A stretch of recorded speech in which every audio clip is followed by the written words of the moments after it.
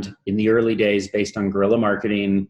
You bootstrap it as much as you can, but then to keep the awareness level high, that's where mass media becomes a big play.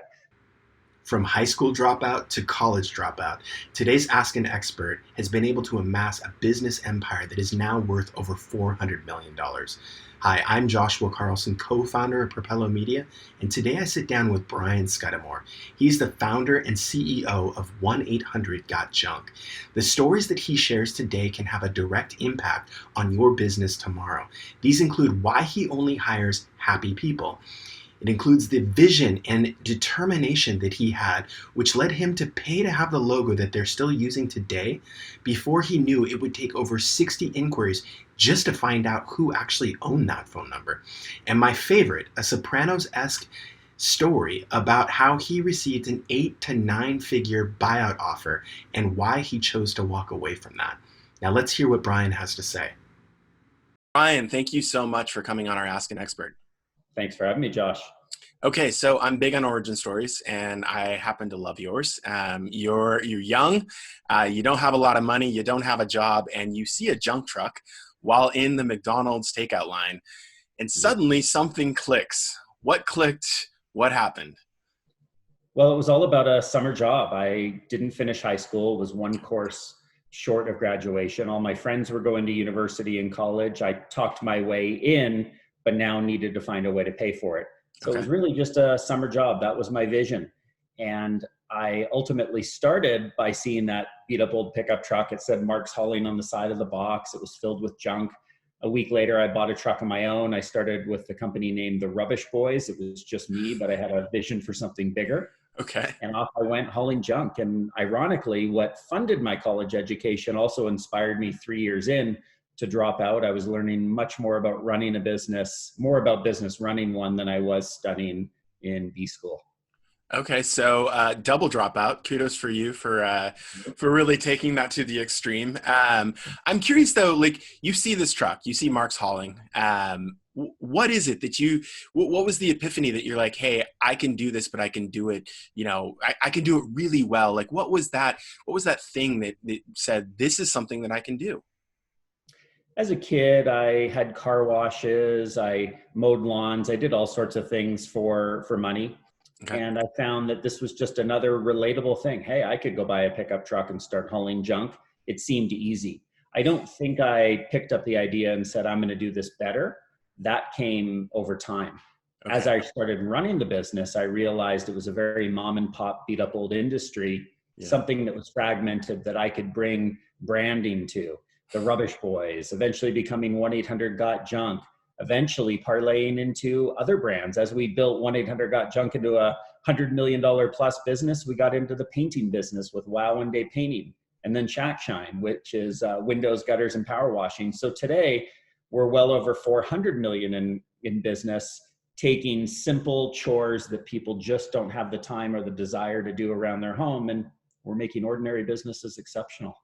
Well, and you guys are doing obviously an amazing job at it. I want to get back to that branding that you wanted to bring into it. So Rubbish Boys, I think that's incredibly infectious. But if I'm not mistaken, you had another name as well, 738-JUNK, which worked really good initially because of the market you were in. But as you look to scale, 1-800-GOT-JUNK, I can't imagine that was just sitting on a shelf waiting for Brian to come about it. So how did that happen? Well, maybe for clarity, first on the name 738-JUNK, our name was the Rubbish Boys. Okay. Our phone number was 738-JUNK. However, consumers would get confused. And I had some people call us the Rubbish Boys and some people call us 738-JUNK. So I realized we needed to have one name, one phone number, and it all be sort of the same. And I was in my call center one day talking to a call center agent, and I was telling him about the problem. And we did this whole got junk, there was the Got Milk campaign in the 90s, and it inspired Got Junk. So we said, 1-800-GOT-JUNK. We can't just have a local phone number if we want to be bigger. And we wanted to expand into the United States and all over Canada, now Australia. And so we came up with this number, 1-800-GOT-JUNK. And I was so stoked. And I reached out to the phone number and called it, and it said it was not in service, but I couldn't find that phone number and who owned it. Right. And the phone company wouldn't tell me. It turned out it was actually in service, but only in one state in the United States, which was Idaho. I Okay. didn't know anyone in Idaho. I wasn't told it was working in Idaho. I reached out and had all my friends all over the US call that number rather. And so it turns out I finally figure out through some detective work who owned the number. I get in touch with the government, the Department of Transportation in Idaho, and they said the number was in use. Okay. And I creatively asked for the telephone room. And sure enough, they had a telephone room and a guy named Michael who ran that part of the business. And after 3 calls to him, 60 calls in total trying to find who owned the number, Michael said, you know what, just take the phone number. And he sent me the AT&T papers. I signed off and the number became mine. So it was you're right. It wasn't just sitting on a shelf, but it was a lot of hard work and persistence where a lot of entrepreneurs would have given up after 15 calls or 30 calls. I went to 60 and made sure I got it. Yeah, and I seem to recall a story about how you'd actually got the logo before you'd even found out where the number was. So you were committed as a visionary, like, hey, this is the direction we're going, which no doubt led to the perseverance that, hey, if it's 30, if it's 40, if it's 50, 60 efforts, we're going to get to where we need to go. Yeah, you're right, Josh. It's funny how, as a visionary, and I think we all have visionary abilities that we need to tap into as entrepreneurs, is you have to be so in that you can see it in your brain. And when we came up in the call center that day with 1-800-GOT-JUNK, I was so stoked. I said, I gotta have that number. And so part of the process, you're right, was committing. And I hired a design agency to design the logo. The same logo we have today, I actually had before I owned the phone number, which seemed crazy, but it was part of the magic of making it happen. Well, so the other aspect or the other element of magic that I love is that, and I don't know that you can quantify this, and maybe you guys have gone through this exercise, but there seems to be a tremendous amount of value of having the name be the way to actually get a hold of you. Have you guys gone through that exercise to try to evaluate what the impact of that has been? Yeah, it's only anecdotal. It seems easy. People remember the name, the phone number, the whole bit. We have 2 other brands, as I mentioned, Wow One Day Painting and Shack Shine. Now, we didn't go with the brand 1-800-Shack Shine. And the reason being is that times have changed. When was the last time you picked up the phone before actually checking out a website? Sure. People go online, they book painting through wowoneday.com, or the phone number was helpful in the beginning and it's part of our brand today. Yeah. But someone can go to gotjunk.com, 1-800-GOT-JUNK.com. It's all related. I think it was an older strategy, but it's a part of who we are, and we don't believe in dropping the 800. Okay. All right. Well, so let's pivot a little bit. We're in a time of pivot, and you did quite a pivot early on. So it sounds like you were successfully growing the business, but at some point, about year 5, you decide to clean house. What brought that about, and how did that outcome work out for you guys? Yeah, so there's that analogy, one bad apple spoils the whole bunch. I had 11 employees, and I would say 9 bad apples. Okay. These were people that just weren't optimistic, happy, smiley people that I saw in my business as being crucial to helping me build it the way I wanted to. I didn't give these people the proper training and support. I didn't recruit the right people, and there were just issues. I wasn't having fun in my fun business anymore. Right. So I made a bold decision. I had a morning meeting and brought everyone in together, and I said 2 words. I said, I'm sorry. I'm sorry that I've let you down, that I haven't brought on the right people or trained you, given you the love and support to be successful, and we're going to part ways. So the next day, I still had a $500,000 business, but just myself, and a lot of work to rebuild. And I learned that day that our company is all about people, finding the right people and treating them right. And we've gone on a mission to just be really, really slow to hire, quick to fire. We really select the right people, and especially, most importantly, the right franchise owners into our business. And that's been a real key learning and key ingredient in the success of O2E Brands. Well, so that reminds me of 2 conversations I've had. One with Howard Behar of Starbucks fame, and he mentioned it is a people. It is a people-based business, and finding those right people are the difference between allowing your vision to flourish. And the second one, which I absolutely love, Gary Keller, founder of Keller Williams, he taught me long ago, quick to fire, slow to hire. And I could not agree with that sentiment more. So I'm glad that that's a process that you began implementing. You mentioned franchise. Franchise model is interesting. Like, at what point did you decide, like, hey, the franchise model is the model we think is best for 1-800-GOT-JUNK? I had always been attached to that model. When I think back to the McDonald's brothers, their business gets bought by Ray Kroc, and he goes on to franchise this business. I'd always admired McDonald's, not necessarily the food, but what they created.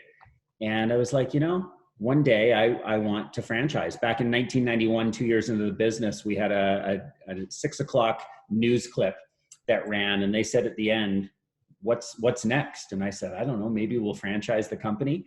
And it was that foresight. I just had that vision in my brain that I liked what McDonald's, the way they did it. I wanted people to have skin in the game.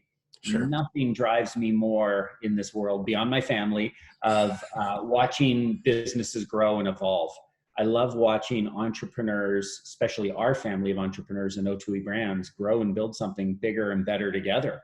So we're a social business, and we give people this platform that they can be successful building a business. Right. And if you look at the day we're in now, where, unfortunately, sadly, a lot of people are being laid off, a lot of packaged out employees, but they're coming to us and they're saying things like, I've been in corporate America for 22 years. I've always wanted to start a business. Now I've got to do something for myself. And franchising becomes a sort of shortcut, if you will, to learn and grow. So what are some of the pitfalls that you experienced early on, going from your privately held business to suddenly we're going to adopt this model of franchising and introduce, new locations and new owners? I think one of the biggest pitfalls was in the early days, our franchise partners would come to us and say, we're not spending enough money on marketing. We need professional TV commercials. We need radio. We need all this mass media. There was the .com sort of era that was happening, and a lot of companies raising a lot of money and doing big things. We were still bootstrapping it. Right. And so there was a lot of criticism that we needed to do things faster and in a bigger way. And I'm an entrepreneur. I like to take risks, but calculated ones to a certain level. So we were very careful to not grow too quickly. And I think our franchise partners felt like, hey, I bought into a franchise. I need your help here. We were giving them the help and support, but we were learning what worked and what didn't along the way. Right. So it was a bit of a struggle, but over time, our franchise partners realized we were doing it the right way. And we had a franchise partner in 1-800-GOT-JUNK do $1 million in his first full calendar year. And that started leading the way for others going, okay, this is possible. We can do this. And today we've got, tons and tons of millionaires who built something special with us. So you talked about marketing and you talked about franchises. There's a story about Vegas and blue wigs, if I'm not mistaken. What happened? How did that come about for the team?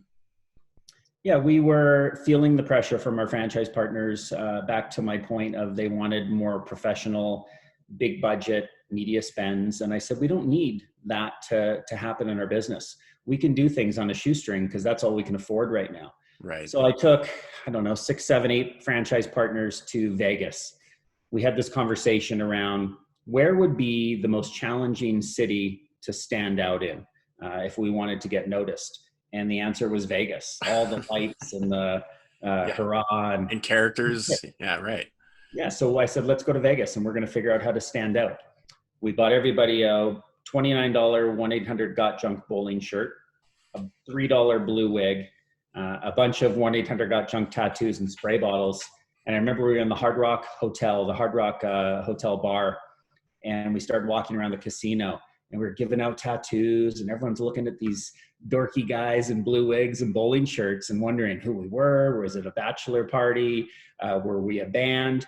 And everyone was noticing us and talking and gathering around and wanted these tattoos. And I showed our partners, I said, we owned that place. Right. And we started to own Vegas on a real shoestring budget. So let's go after the more guerrilla marketing. Let's take a city and put on our blue wigs, park our trucks, put the dump box up and stand there and wave at people and get attention. Something that costs nothing but time. Sure. And it really helped to launch us into this brand that people started to feel connected to. So I'm from Portland, and our city affectionately has a name called Keeping Portland Weird, or Right. Keep Portland Weird, and it's something that's always kind of resonated in the background of me. This aspect of being different. Can you talk about, is there a level of being different but falling flat versus being different and owning it? Because I feel like there's this aspect of owning, like, hey, we're going to go out and we are going to be different, but we're going to fully be committed versus, okay, I'm just going to put on a blue wig and walk around, and what's that difference like? Yeah, I think it's not just being weird and being different, being quirky, but it's finding a way to emotionally connect with people. So Mm, if I take our Wow One Day Painting brand as an example, we go in and we paint people's homes in a day. It's almost like a flash mob of people go in there and quickly do it, but not rushing, with the quality right. and in a time frame that's unexpected. So if I look at that brand from a brand perspective, I bought the company after I was a customer and was wowed that my home was painted in a day and it was amazing quality. I said, I got to get in on this. And the feeling I had was wow. But the company that I bought and started to build the way it was this collegiate sort of blue and orange branding. It didn't really feel like a professional painting company. And I knew something needed to be different. I especially knew when a customer said to me once, "Hey, Brian, little feedback. If you want to build trust with your customers, don't have 12 painters come in the home who are all wearing penitentiary orange." And I said, "Oh, that makes sense. I got it." So we went and did a Good rebrand. feedback. Yeah, and of all places, I was in Florence, Italy, getting gelato with my family on holiday, and this one gelato was smiling at me. It had lime slices as eyes, a little half slice as a mouth, big smiling flavor at me. And I said, I want that one. I took a picture of that, sent it to my designer, and I said, do that to Wow One Day Painting.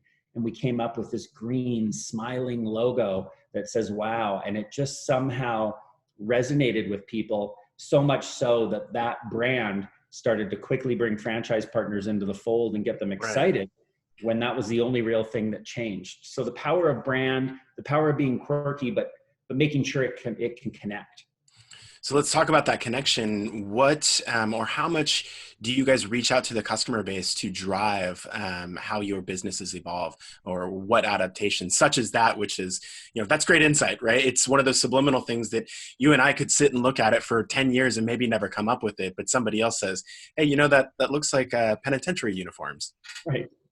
Yeah, we're curious. We're a curious brand. We are curious people, and we ask questions. And we're always looking for the little things that make a difference. One of our franchise partners, in fact, I was talking to him this morning, Lee Adler, and he was telling me a story about how he gave flowers to a customer after a job, and she cried, tears of joy. She was like, wow, that's just such a nice little touch. That's part of our Wow One Day experience. We give flowers to every customer and a signed thank you card from the entire crew that painted the home to customers after the job. It says, welcome to your newly freshly painted home, or welcome back home. And it's a little thing that people love. So we seek out ideas from our franchise partners. We seek out ideas from our customers. And when we say bigger and better together, we mean it. That's how we make things better, is by asking tons of questions. So what I'm hearing, and this is a buzzword that's been going around for a few years, but the customer experience and how important that is. It's interesting, you started in the junk business, but really it was an experience. You got into the paint business, but you started creating a better experience. How much more important, or how much more valuable to the business is that than just saying, hey, we're really good at paint? Right? And to your point, it's precision painting. It's done incredibly well. So the quality is there to back it up, but you guys are going above and beyond to enhance the customer experience. Mhm. People in the service business, their customers are not looking generally for the low cost provider. The ones that succeed to great levels are generally a higher cost provider, because it costs money to deliver an exceptional experience.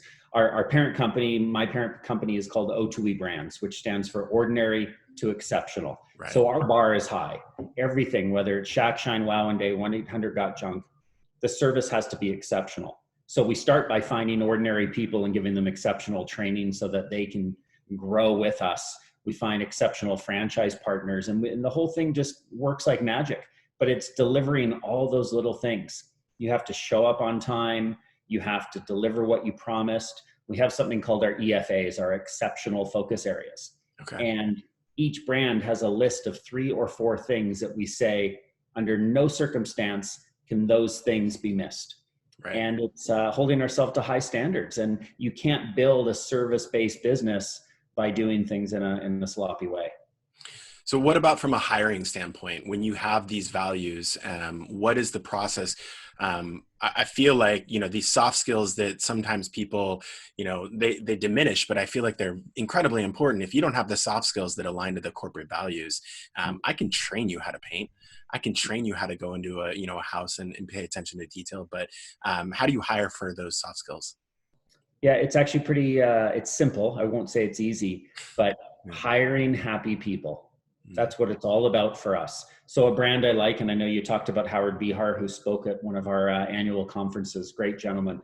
And they figured it out at Starbucks, was just hire people that know how to smile, and smile as a habit, who they want to connect with people. When you get a barista at Starbucks, they speak to you by name, they know your name from the cup, but they have a friendly air about them no matter what city you're in.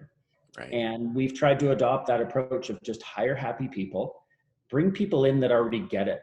We can't teach somebody that optimism and that personality. We want people that have already got it. So in our franchise partners, we look for it. In our call center, we look for it. We actually get our call center agents, when they're answering the phone, to work at smiling. Now, these aren't Zoom calls. You can't see the smile, but you can feel the smile when somebody has that energy. So it's important little things. All right. So being happy, I mean, I think that's to your point, I think it's a simple thing, but it's not easy. You know, so keeping in the hiring vein, we had somebody, you know, very, very closely, Cameron Harold, on, former COO for you. You know, we talked a lot about pairing, and I'd just like to hear it from your side. What is the value of finding a COO? What is important when you're looking out into the world to make you and your organization better? Yeah, I think we call it the two in the box model. Okay. Two heads are better than one. It's sort of a yin yang. It has to be complementary. So Cameron and I were, great friend, love him to death. Talked to him a couple of days ago. Real important person in my life. Now, when I look back, he was with us from 2 million to 106 million, a great 7-year run. Yeah. We were the right match at that time. But as the business got bigger, what Cameron and I did, we're both fire, ready, aim types. We just moved too quickly without necessarily thinking. It's an entrepreneurial problem. But what I needed as the business got bigger was more rigor and discipline to balance it out. So Cameron actually had a fraternity brother, Eric Church, who became our president and COO.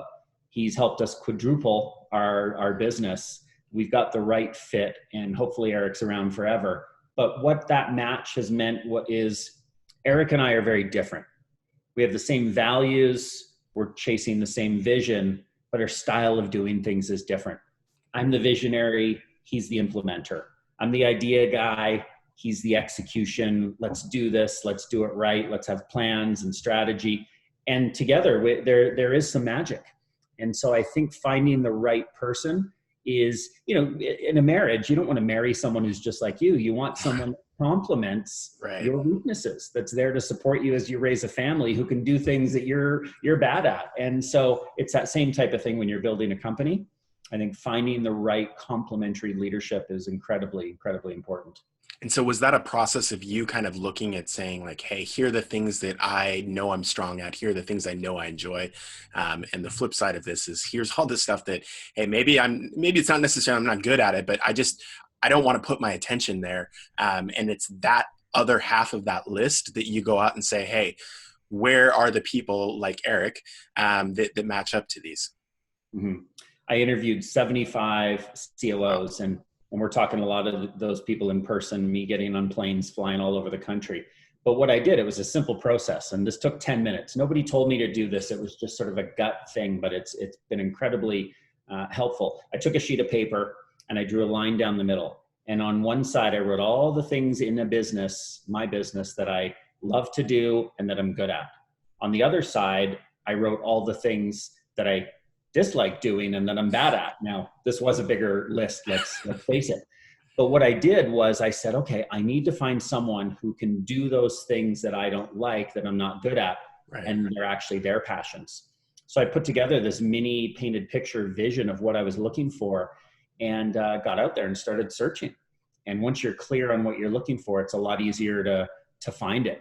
And it's amazing. You know, when I knew who I was looking for, I knew I would spot that person when I met them, and it was Eric Church. So I got lucky, but you know, you also make your own luck. Right. Well, I think that's a good life lesson. I think it is easier to identify the things that we don't like about something rather than trying to say, hey, what are the things that I want? What are the things that I don't like? And by doing that, that reveals what it is that you actually want. Okay, so you've got a great team. You found the person that you want to. I want to go backwards a little bit, and I want to talk about marketing. You guys were on a shoestring budget originally, and so you guys got incredibly creative. And I think no matter what your budget is, creativity should be paramount. This is something that was taught to me early on in my career. How has marketing evolved for you guys now that there is a budget to do more things? Well, marketing's evolved. Guerrilla marketing is great, and Starbucks did this in the early days where they didn't spend money on advertising. I think that they were almost $1 billion company with a $10 million ad budget, if I remember correctly. So what I learned is you build a brand in the early days based on guerrilla marketing, you bootstrap it as much as you can, but then to keep the awareness level high, that's where mass media becomes a big play. So we reached out maybe 7-8 years ago to a fellow that I was introduced to named Roy H. Williams, affectionately known as the Wizard of Ads. Okay. He's based in Austin, and he's just a genius, and he's become an incredible friend and partner of the business. And what he did is he created this radio campaign, Just Point and Junk Disappears, and we started running it all over North America. And he said, Brian, the one thing I need to tell you up front, there's a 12-week chickening out period. You're going to start running ads. They're not going to do anything. You're going to expect more and get less. Stick with it and don't chicken out. And sure enough, he was right. At about 16, 17 weeks, magic started to happen and phones started to ring. And we're like, okay, it's frequency, it's repetition that works in radio. We then started getting into TV, and mass media has become a way for us to reach the masses in a very efficient, effective way. And it was just a timing thing. We couldn't afford it when we were that blue wig brand. Right. But now that we can afford it, it becomes a very effective part of our strategy. Well, I love Roy's advice because I think, in my past career leading sales teams and working with consumers in the marketing space, one of the biggest things we'd say is, hey, if you don't have a budget that's big enough to be consistent, to stay the course, don't start it. Don't start it in the first place because you're just going to waste effort and money that, is going to go for waste. Let's talk about books. You've got a cleverly titled book, WTF, which does not stand for what I think a lot of us assume right out of the gates. What's it stand for? It stands for Willing to Fail. And Roy was my co-author, and we wrote the book together. He convinced me after many years of trying to persuade me to do a book. I was like, okay, let's do this. And he brought me out to Austin, and we went into his Wizard's Tower and recorded a day-long conversation of story after story after story and started to put together an awesome book. So obviously perseverance, overcoming is a big theme in that book. One of the things that I think is challenging for us, especially in the moment of failure or the process of failure, because unfortunately it's not just a singular moment for a lot of instances. What's the advice for somebody to not wallow, but to look for, hey, what is the bright side of this? What is the silver lining in this instance that I can use to grow from and hopefully avoid this in the future? Mm-hmm. My 31 years of building businesses, I realized this after actually writing the book. So I'm a branding guy. Clearly, I like starting with a name. 1-800-GOT-JUNK or whatever it might be. With the book, I wanted a name. And Roy kept saying, stop sweating a name. It will come. He goes, write the book. We're going to close off on the manuscript, and I promise the title will jump out at you. The title did jump out, and it was this WTF, Willing to Fail.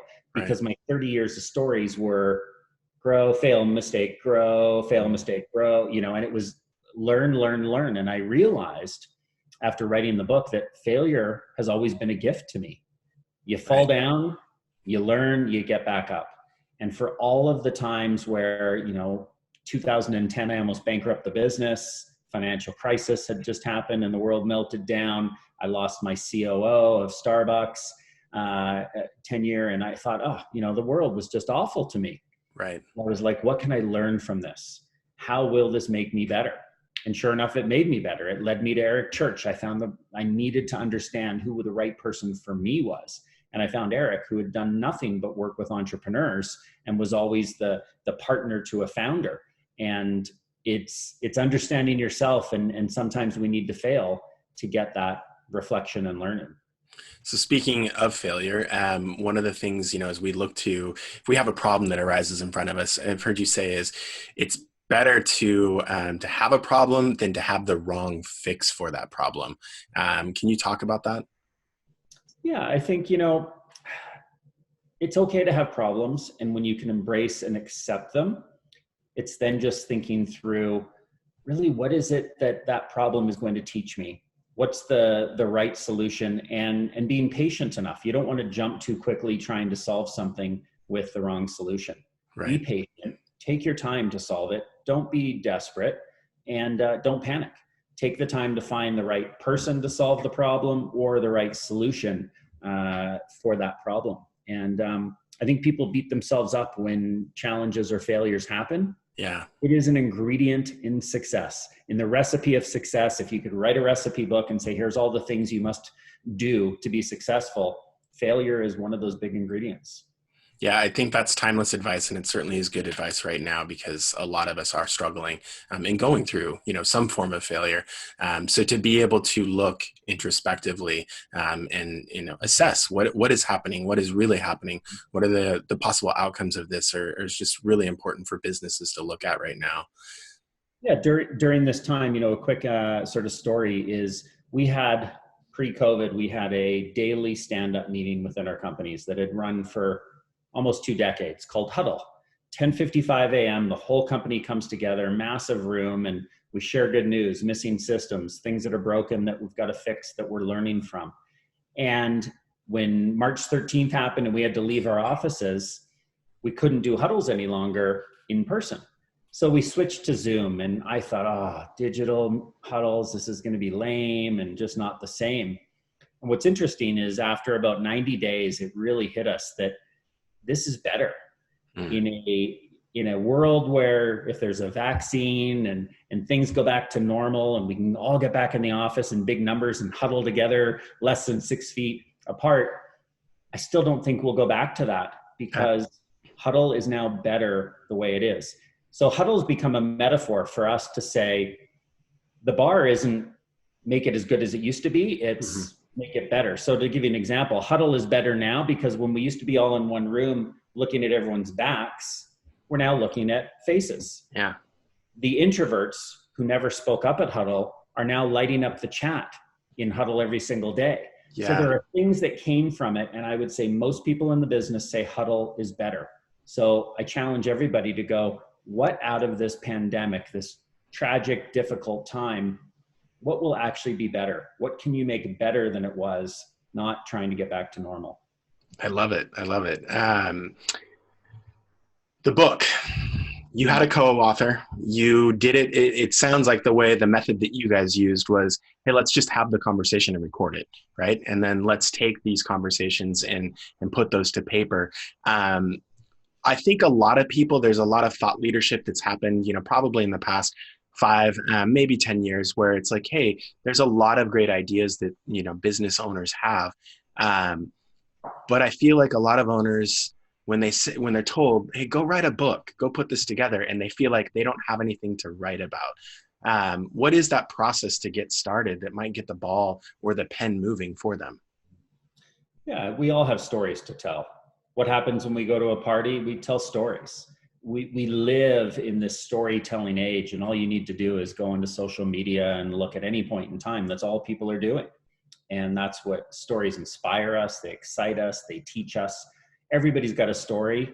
I think what gave me the courage to write a book was having the right person that believed in my stories, Roy Williams, who also became the interviewer that pulled out the stories. Right. So we literally, we sat in his wizard's tower. He locked the door so no one else would come in, mic'd me up so we could record the whole thing and not miss a beat.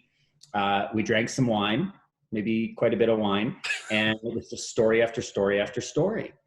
And I remember when he got the transcript, we started just piecing it all together and going, wow, how do you tie in the stories and the lessons so that it fits in a book? And it was so much fun. And I'm so grateful that Roy inspired me to do it or pushed me to do it. Cause I kept telling him every year he'd ask, you got to write a book. You got to write a book. I don't want to write a book. Yeah. As an entrepreneur, my ego doesn't need a book. I don't know if my stories are strong enough.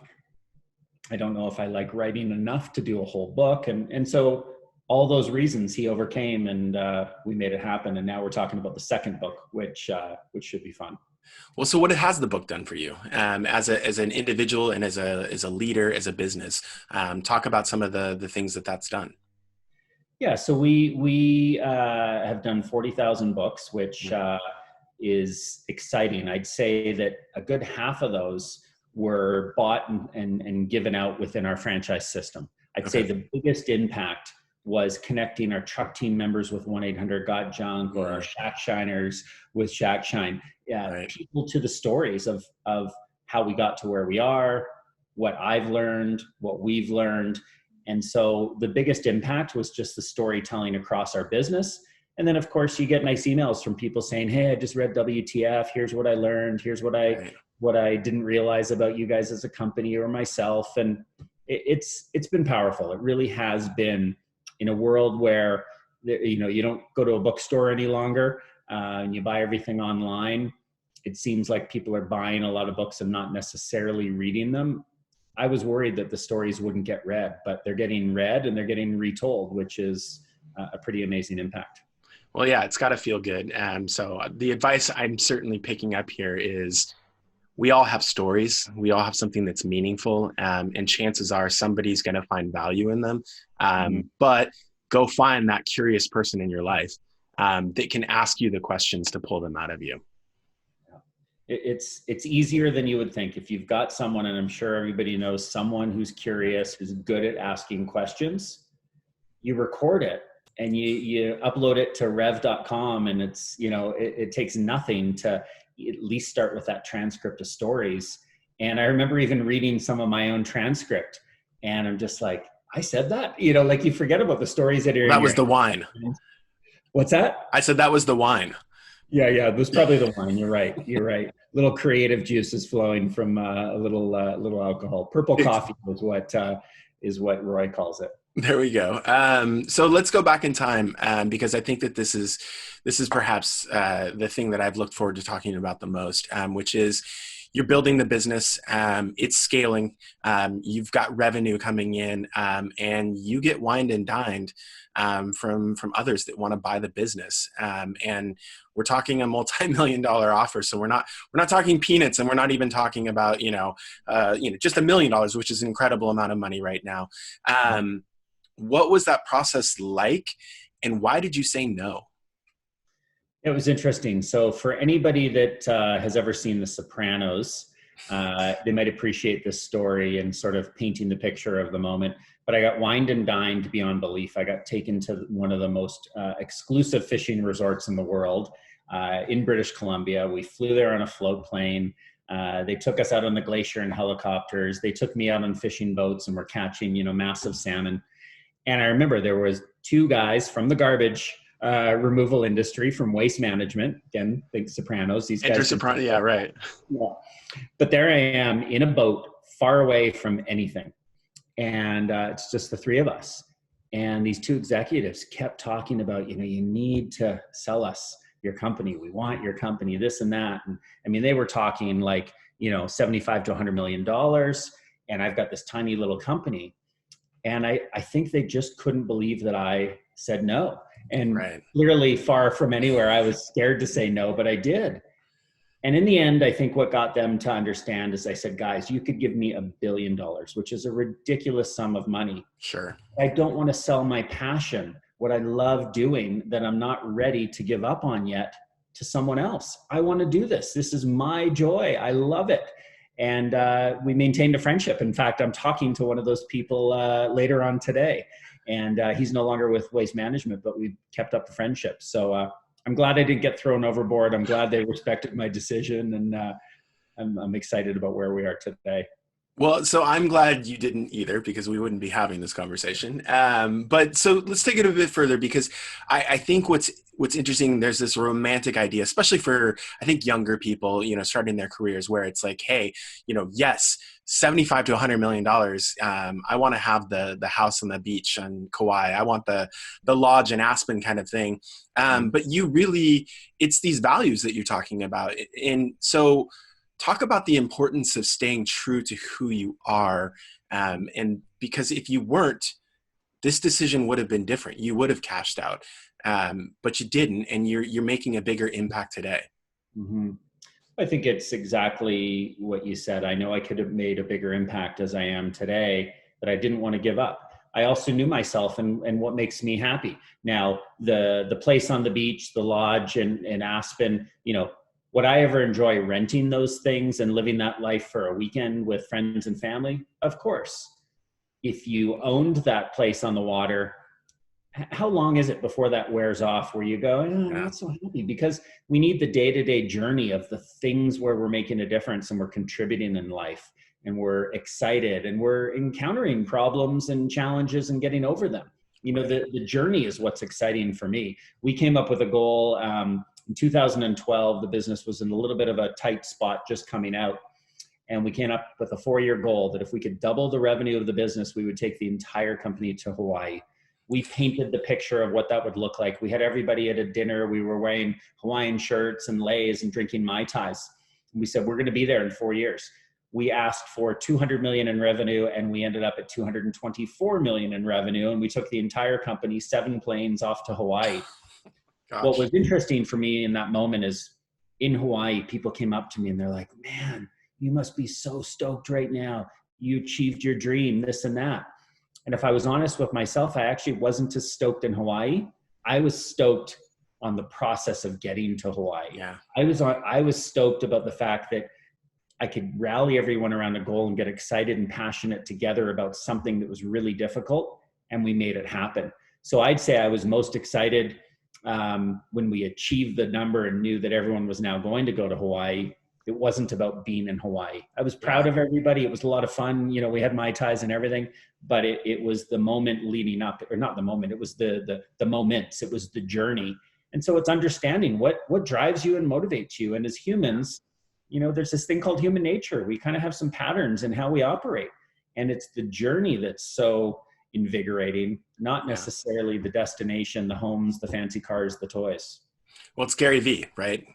Love the process, and the process will take care of you. And I love that too, because from a sales standpoint, I've always been a big fan of focus on the relationship, and the sales will follow. So kudos to you guys, because it's an amazing accomplishment. And now you've doubled effectively since then. So I can't wait to hear for the next doubling. Last question. Uh-huh. You're where you are now. You've got a lot, and you're still going. So like I said, I genuinely look forward to connecting with you again for this next chapter. But if you could go back to younger you at any point, is there a piece of advice that you would give yourself that you may have approached things differently? Yeah, so I wouldn't have done anything differently. And the reason being, and I've been asked that question a lot, is I needed to learn. I needed the tuition. I needed the mistakes, the failures that would lead me to where I am today. Right. And there's stories I get to tell and enjoy and reminisce about. So I wouldn't have changed anything. Now, advice to my 20-year-old self, I'd say, hey, Brian, you are going to fail a ton in this life. Embrace it. Learn from it. Pick yourself up, dust yourself off, and say, okay, what can I do better because of this? People talk about the pandemic.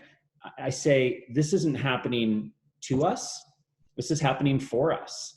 What can we learn? It's, again, tragic, difficult situation the planet's in right now. Sure. But if we pay attention, we can learn and be better people, better human beings as a result of these hard times. Great advice. Well, thank you very much for coming on. I do look forward to having you back. And my best to you, to the whole OTE team, and best for everybody's safety. Awesome. Thank you very much, Josh.